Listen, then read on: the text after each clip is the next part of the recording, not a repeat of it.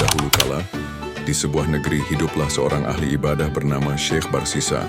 Ia dikenal sebagai seorang yang sangat saleh dan rajin beribadah kepada Allah. Siang dan malam hidupnya hanya dihabiskan untuk salat, puasa dan zikir. Masyarakat mengagumi dan menjadikannya sebagai contoh orang suci. Namun di balik ketekunannya itu, Syekh Barsisa menyimpan kesombongan dalam hati. Ia merasa bahwa amal ibadahnya sudah cukup untuk menjamin dirinya dari godaan setan. Ia meremehkan orang lain dan merasa bahwa dirinya mustahil tergelincir dalam dosa. Melihat potensi ini, setan mulai menyusun rencana untuk menyesatkannya. Maka ia mendekati Syekh Barsisa bukan dengan kejahatan langsung, melainkan dengan hal-hal yang tampaknya baik. Suatu hari, datanglah 3 orang bersaudara yang hendak pergi berjihad. Mereka menitipkan saudari perempuan mereka kepada Syekh Barsisa agar dijaga selama mereka pergi. Awalnya Barsisa menolak takut fitnah, tapi setan membisikkan padanya, "Apakah engkau akan membiarkan seorang wanita tanpa penjagaan?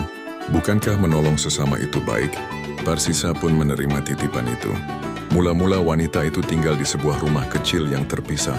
Barsisa hanya mengantar makanan tanpa melihat wajahnya, tapi sedikit demi sedikit ia mulai merasa kasihan, lalu mengobrol dengannya hingga akhirnya terjatuh cinta. Dari cinta lahirlah nafsu. Barsisa yang dulu dikenal sebagai wali melakukan zina dengan wanita itu. Tak lama kemudian wanita itu pun hamil. Untuk menutupi dosanya, Barsisa bahkan membunuh wanita tersebut dan menguburkannya diam-diam. Ketika saudara-saudaranya pulang dari jihad, Barsisa mengatakan bahwa adik mereka telah meninggal karena sakit. Namun setan datang lagi. Kali ini membisikkan kepada saudara-saudara itu tentang kejadian yang sebenarnya. Mereka pun menggali tanah dan menemukan mayat adik mereka. Barsisa pun ditangkap dan dihukum mati. Di saat-saat terakhir setan datang lagi. Kali ini menampakkan wujudnya. "Wahai Barsisa, aku yang menjerumuskanmu, tapi aku juga bisa menyelamatkanmu. Syaratnya sujudlah padaku."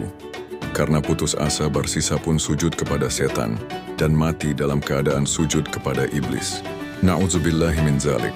Pelajaran dari kisah ini, ibadah tanpa ilmu dan keikhlasan bisa menyesatkan. Setan tidak selalu datang dengan kejahatan terang-terangan, tapi melalui tipu daya dan langkah-langkah kecil. Kesombongan dalam ibadah bisa membuat seseorang lengah. Putus asa dari rahmat Allah adalah dosa besar. Akhir yang buruk bisa menimpa siapapun jika tidak menjaga hati dan iman. Cerita ini banyak dijadikan nasihat oleh ulama agar kita selalu berhati-hati, rendah hati, dan memohon perlindungan dari Allah agar tidak disesatkan setan.